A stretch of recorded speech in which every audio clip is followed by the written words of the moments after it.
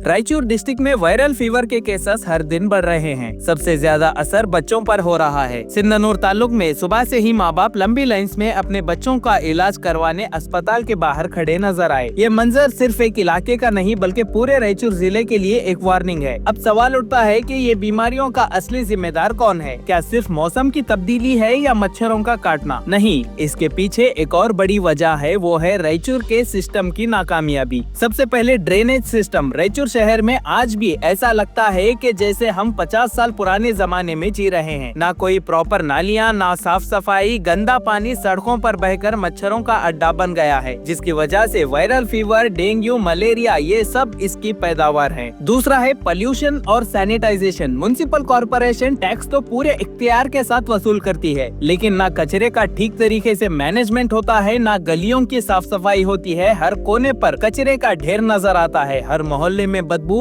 और हर वार्ड में गंदगी का मंजर नजर आता है। ऐसे माहौल में बीमारियों का बढ़ना या बीमारियां फैलना लाजमी है। तीसरा है इमरजेंसी मेडिकल सपोर्ट। जिला एडमिनिस्ट्रेशन ने अब तक किसी भी वार्ड में बेसिक इमरजेंसी हेल्थ यूनिट्स तक नहीं बनाए। आज भी गरीब माँ बाप को अपने बीमार बच्चों को लेकर लंबी दूरियां तय करनी पड़ती हैं। इसके अलावा रायचूर में आवारा कुत्ते खुलेआम आवाम की जान के दुश्मन बन चुके हैं। रोज नई खबरें सामने आती हैं कि किसी बच्चे को कोई आवारा कुत्ते ने काट लिया और ऐसा काट लिया कि उसका गोश्त तक बाहर निकल आया। किसी बुजुर्ग को काट कर गिरा दिया गया। लेकिन म्युनिसिपल कॉर्पोरेशन बिल्कुल लापरवाह हो चुकी है। न स्टेरिलाइजेशन ड्राइव्स हो रहे हैं, न इन आवारा जानवरों को कंट्रोल किया जा रहा है। आज आवाम सोच रही है कि कल हम ऑफिस के लिए निकले या ना निकले। हर रोज काम से घर को लौटते वक्त हर किसी को इसी बात का खतरा रहता है कि कहीं कोई आवारा कुत्ता ना हमें काट ले। इसके अलावा शहर में हर दूसरी सड़क खुदाई का शिकार है। गड्ढे इतने बड़े बड़े कि अगर कोई इंसान इस गड्ढों में गिर जाए तो इसका बचना नामुमकिन सा लगता है। बारिश के मौसम में ये गड्ढे और पानी मिलकर मच्छरों का एक जबरदस्त अड्डा बन जाते हैं, जिसकी वजह से इन मच्छरों की ब्रीडिंग और ज्यादा तेज होती है, जिसके बाद इन मच्छरों के जरिए मलेरिया, डेंगू और वायरल फीवर जैसे खतरनाक बीमारियां